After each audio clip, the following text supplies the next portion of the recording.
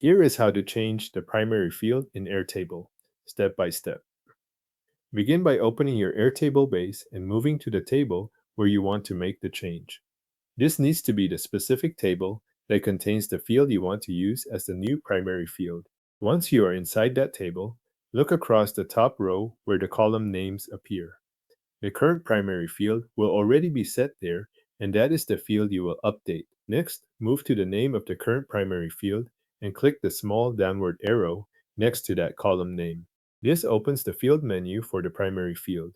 Take a moment to make sure you are opening the menu for the correct column because this action needs to start from the field that is currently marked as primary, not from another field in the table.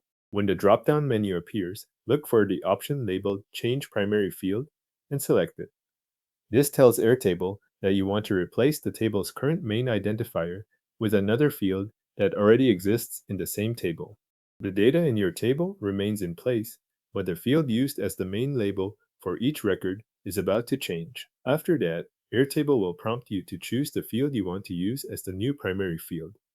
Select the field you want from the available options, then confirm your selection.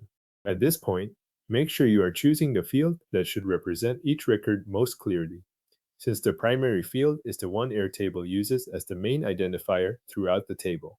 You are not creating a new field here. You are selecting an existing one and assigning it that primary role. Once you confirm the selection, Airtable will apply the change.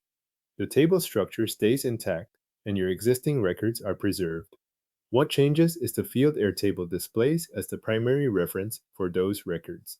If the table updates right away, you can move on immediately.